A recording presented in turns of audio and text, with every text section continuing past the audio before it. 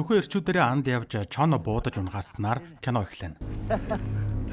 Хожим тэрээр гэртээ хоол идэж байтал гинтэл эхнэр нь хачин байдлаар хоолоо идэж үүгэрч зогсохгүй сэрэгээрээ амаа ухаж байгаад үндэ энэ Сүхэгийн хар дарсан зүүд байлаа. Тэрээр би унтаж болохгүй хэмээн өөртөө хэлж усанд нүрээ дүрэн нойроо сэргээхийг оролдоод дараа нь буу аван өөртөө тулгаж гохоо дарах гэж байв.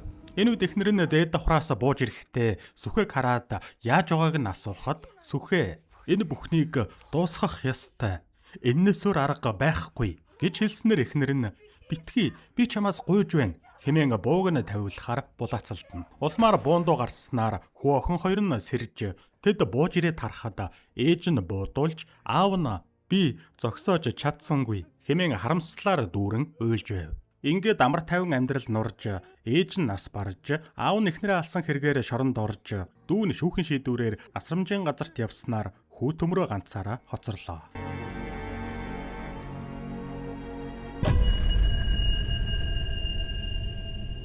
Цаг хугацаа өнгөрч төмрөө одоо гэр уралдаг нэгэн болжээ. Дүү жаргал нь ах дээрээ зочлоход төмрөө тимч найрсаг хүлээж авсангүй. Дүү нь цамц авчирснаа хэлээд дараа нь ах нь түүний явуулсан хувцснуудыг огтхон ч өмсдөггүйг олж мэднэ. Улмар жаргал аав нь шоронгоос сулагдсныг хэлснээр төмөр бодолд автана. Гэтэл дүү нь би жоохон байсан болохоор сандгүй. Аав ээжийг минь яагаад хороосныг одоо болтол ойлгохгүй. Та мэдхийг хүсдэггүй гэж юу? Дараа нь сэтгэл нь шархалсан төмөр аавтайгаа уулзаж чи миний ээжийг яах залсан. Газар дор байх хүн чи биз дээ. Гэтэл аав нь хамгаалах гэж л оролцсон гэдгээ хэлэхэд төмөр аавыгаа зохиж хинээс өөрөөсөө юу эсвэл дүү бит хоёроос уу хэмээн асуугаад ээжигээ өнгөрсөн өдөр өөрийгөө авгүй болсон гэд аавыгаа хараагаад явлаа. Сүхэ шорондоо хэвтэж байхад гал гарч байх ба тэрээр босч очоод хаалгаар харахад хүү төмөр нь гал ташаатаж байгаагаар хар дараад сэрнэ.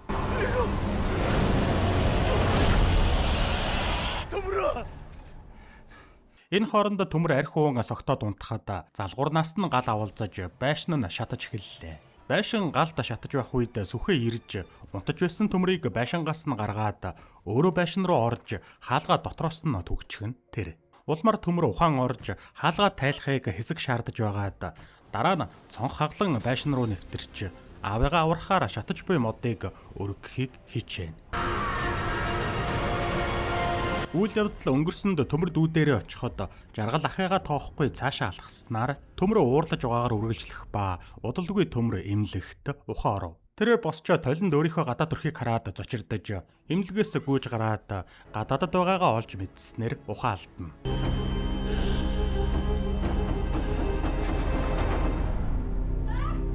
Хожим төмөр эмнэлэгт төвтөж байхдаа дүүгээсээ яагаад энд байгаагаа асуухад жаргал ахыгаа маш их түлэгдсэний улмаас биеийн муудаж улмар ахыгаа өвчнөдөө шаналж байгааг нь хараад дэсээгүй дүүн Таиландд маш сайн эмч байдгийг олж мэдээд энд авчирсан гэдгийг тайлбарлаж аав нь галаас амьд үлдээгүй гэдгийг хэлнэ. Тэгэд жаргал аав нь яагаад тэнд байсныг асуухад төмөр санаж байгаа зүйл нь аав нь амьдрахыг хүсэхгүй байгаа хүн шиг байсан гэж хариулв. Энэ үед эмч орж ирээд төмрийг аюултай үеэд авсан болохоор одоо санаа зовох хэрэггүй гэдгийг хэлнэ.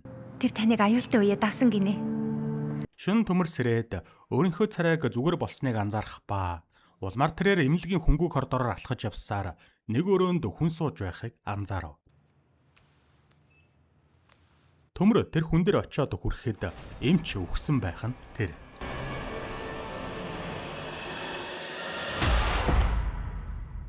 Энэ нь хар дарсан зүүд байлаа. Энэ үед эмч гэртээ ирээд хаалгаа нээх гэхэд айж хэргэлцсэн эмч болгоомжтойгоор гэртээ орж гэрлээ асаахад найзууд нь төрсөн өдрийн гинтийн бэлэг барина. Ингээд эмч найзуудтайгаа бялуугаар байлдаж төрсөн өдрөө аз жаргалтайгаар тэмдэглэж бэлэгнүүдэд задлж эхлэв. Нэг бэлгийн харьцагт бейсболын бөмбөг бэйли байх ба найз нь эмч рүү бөмбөгийг шийтгэхэд барьж авахыг оролдсон эмч бялуун дээрээ халтарснаар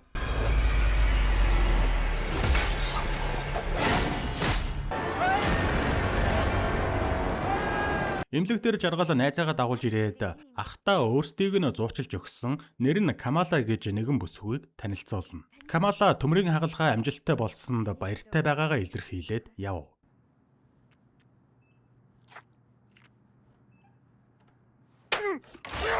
Хоол бүтэлтэй амандаа хийж чадахгүй байгаадаа сэтгэлээр унсан төмөр өөрийгөө дүүгийнхээ сайн сайхан амьдралд саадал болно. Энэний оронд үхсэн нь дээр гэхэд жаргалын урам нь хугарч нулимс туслуулан өрөөнөөс гарна. Хожим нь төмөр эмч нас барсан гэх мэдээг үзээд хар дарсан зүйдээ санав. Удалгүй төмөр эмнэлгээс гарч Камал ах дүүсийг байрлах байранд нь хүргэж өглөө. Шөнө төмөр дахиад л хар дарж зүүдлэн. Энэ удаад тэрээр хоолны тавган дээр өтнүүд болон цустай мөнгийг харж суугаагаар зүүдлэв.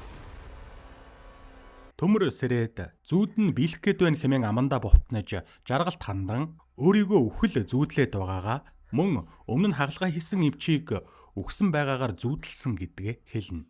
Дүү нахтаа тайвшруулах юм өгөхөд төмөр дүүдээ үхэл зүүдлээд байгаагаа давтан хэлэхэд жаргал ахыгаа энэ хүртэл дэвчиж ирсэн цаг хугацааныхаа төлөө бас өөрийнх нь төлөө хичээх хэрэгтэй гэв. Гэтэл төмөр өөрийгөө дүүдээ хэрэггүй. Дүүгээ өөрийг нь ахыгаа гэж боддоггүйгээд өөрийг нь биш асрамжийн газрыг сонгосон гэдгийг нь сануулад одоо сайн хүний дүр эсэглээ хэмээн зэмлэнэ. Би дөнгөж 7 настай байсан штэ ага.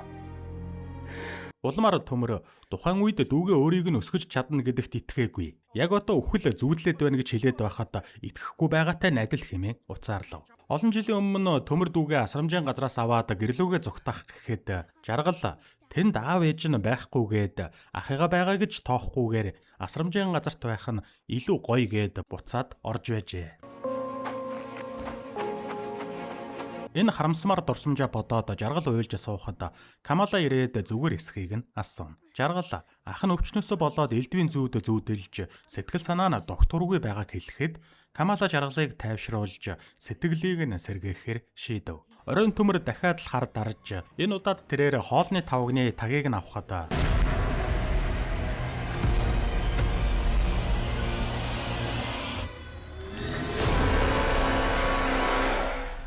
улмаар төмөр Камалагийн нэрийн хуудсыг нь олж түүний утас руу залгахад Камала жаргалд утсаа өгнө. Төмөр зүүдэнд нь өгсөн хүн наад зуучлагч чинь байна гэж хэлэхэд жаргал ахыгаа өнөөхөл дэмизүүлээ ярьж байна гээд тоосонгүй. Жаргалаа! Камала жаргалыг байранд нь хүргэж өгөхөд жаргал түүнд эмнэлгийн үлдэгдэл төлбөрийг өгөөд салах ёс хийн. Камала мөнгө атгсан гараараа даллаж байгаад санамсаргүйгээр мөнгнүүдээ алдаж тэрээр мөнгнүүдээ түүж байтал улмаар жаргал зочирдон хашгирснаар дүүгийнхээ хашгирахыг сонссон төмөр тагтан дээрээ гарч ирээд Камалаг үхсэн байгааг харлаа. Яг л зүүдэнд нь харагдсан шиг цустай мөнгө түүний хажууд хэвтэн. Дараа нь жаргал ахыг нь аварсан эмч ч бас нас орсон байна гэдгийг хэлээд энэ бүхэн ямар учиртайг асуухад төмөр толгоогоос эксрээд өөрөө ч ойлгохгүй байгаагаа зүүдэнд нь орсон хүн бүр боддоор үхэж байгааг бас тэнд нэг эмэгтэй байгааг хэлнэ. Юу эмхтэй? Мэдгүй. Улмаар ах トゥ хоёр лам дээр очиж уулзахад лам цаг хугацаа орон зай гүйл хамааран тэр чамайг дагаж байна. Өрд хийсэн нүгэл удам дамжиж үүдэнд ирдэг жамтай. Хорсол гомдол түүнийг шулан болгосон байна. Магадгүй тэр хизээч зогсохгүй байх. Зовлон шаналлын шалтгааныг өөрсдөөсөө бус өвгдөнхөө хийсэн үйлээс олох болно гэж хэлв. Ингээд тэд эх орондоо газардаж жаргалын дэрхэд дүү нахтаа аавынх нь эд зүйлс бүхий хайрцгийг өгнө. Төмөр аавынхаа эд зүйлстэй танилцаж байхдаа тэмдэглэлийн дэвтэр олж тэмдэглэлийг нь уншаад сэтгэлээр маш их унав. Маргааш нь жаргал сэрэхэд ах нь байсангүй.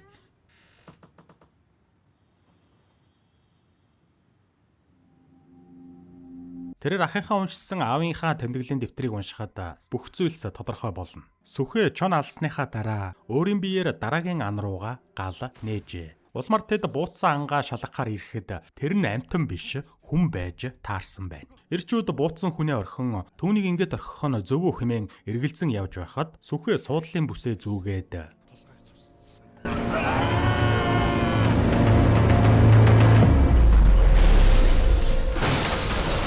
сүхээс бусд нь ослоос болж амиа алдснаар гэрчүүд үгүй болжээ. Жаргал тэмдэглэлийг уншиж байх хооронд төмөр машиныхаа банкыг нь цоолж дээрээсээ шатхун асгана.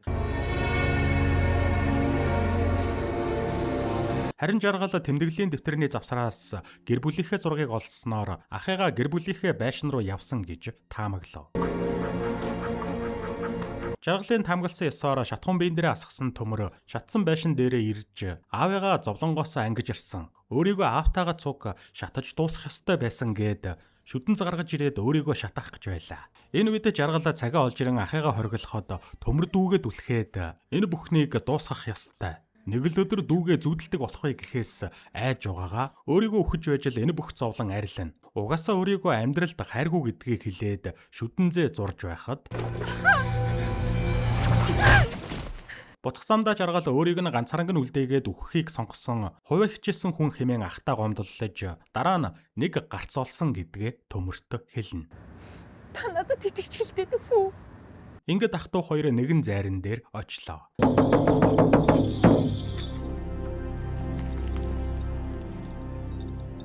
Зайран Онгод тэнгэрээ авснаас хойш.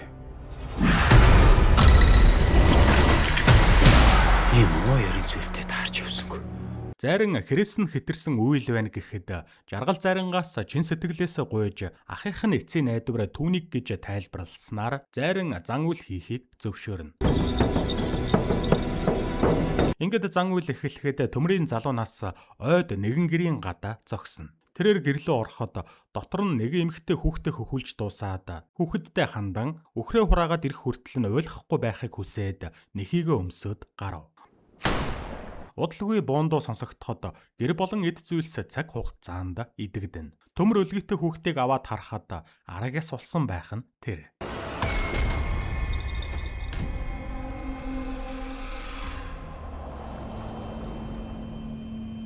Ингээд төмөр аав нь буутсан ан дээрээ ирж байгаа үе рүү шилжлээ. Гэтэл хүүхдээ үлдээгээд маландаа явсан эмэгтэйг сүхээ буутсан байв. Тэд эмэгтэйг орхин машинтайгаа хөдлөхөд эмэгтэй хүүхэд рүүгээ тэмүүлж Миний хүү. Ээжийгөө таарч байгаа та. болсон бүхнийг төмөр хараад зогсож байтал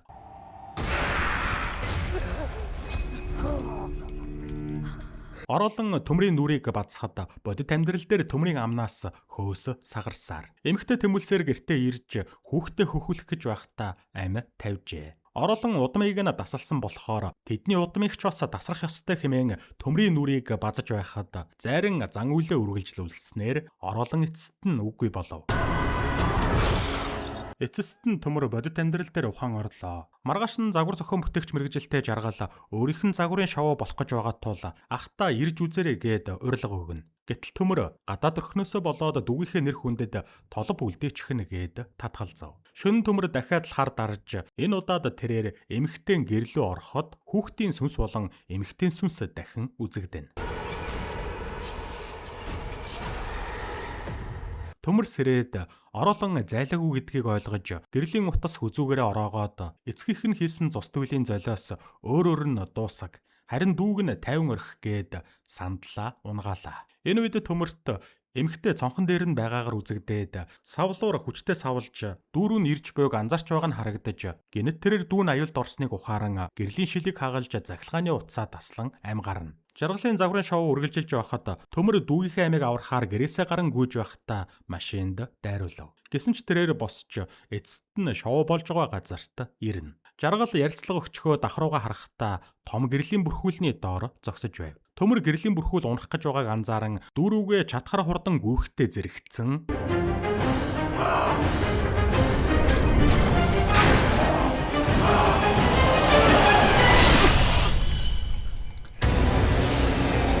ахыхан цосоо дүү дээрээ гоожиж жаргал юу ч хийж чадахгүй харамсан хашгирсаар. Хожмон жаргал аав ээж ахыхаа булшин дээр цэцэг тавьж ахтайгаа өнгөрүүлсэн аз жаргалтай үе дурсаад ахтаа одоо бүх зүйл дууссан 50 унтаа гэж хэлээд явна. Бойн дээр ажилдаг зайран мах эвдэж байхад араар нь ороолон өнгөрөхөд зайранд таагүй мэдрэмж төрлөө. Улмар зайран шалгаж үзэхэд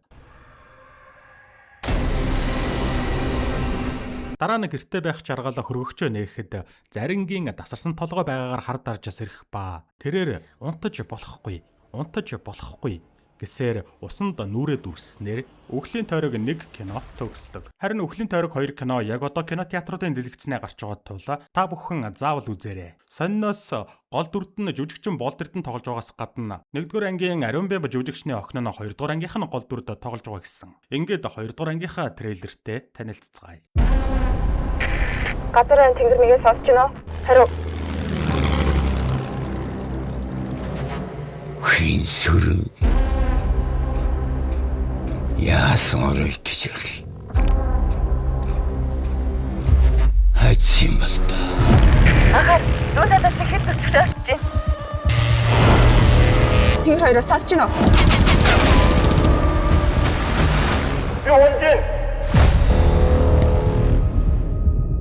Эмээ айлэрт бурхан болцсон шүү дээ.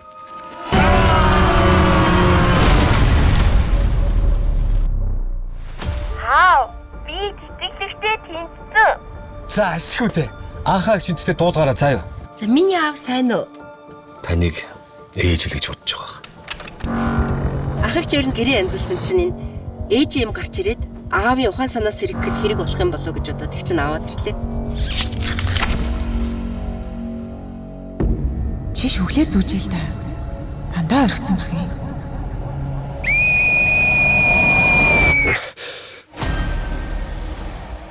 Зүү дэвгүүцгч сайны ёр биш дээ.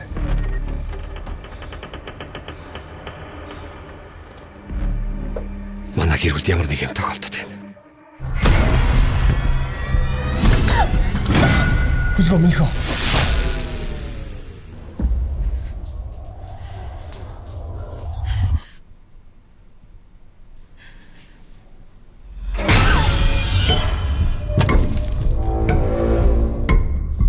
Цусны нэхэлтэй хараал гэж бууж байна.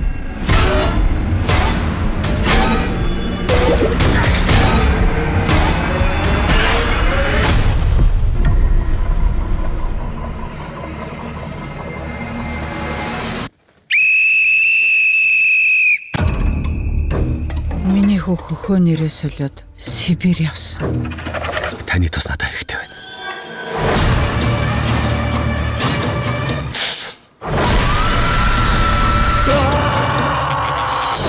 Энэ шүүд ямар учиртай? Та мэдэн үстэй.